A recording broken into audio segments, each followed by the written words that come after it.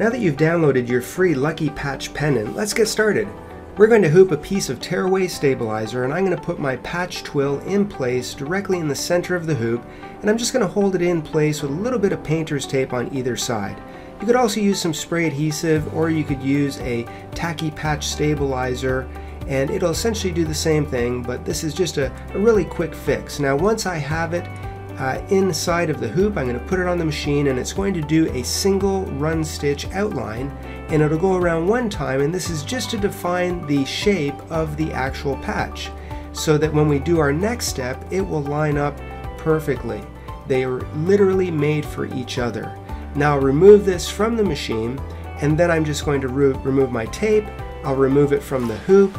I'll tear off all of the excess stabilizer, and then when I start to cut, you just have to remember that you want to cut right on the stitches. I don't want to leave any material hanging on the outside of the stitches, and I don't want to cut too far into the inside of the patch either. So if I cut right on the stitches, then I should be able to pull the excess stabilizer right off, get rid of any excess thread that's there, and I have a patch that's made for the second step. It will line up perfectly.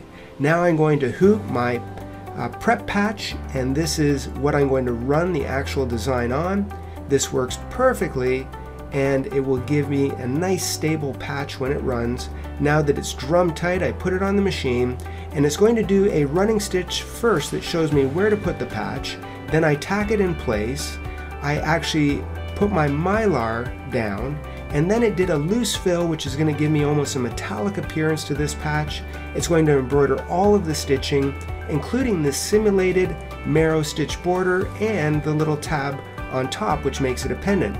Now that it's done, you simply have to remove it from the hoop. I can get rid of my mylar.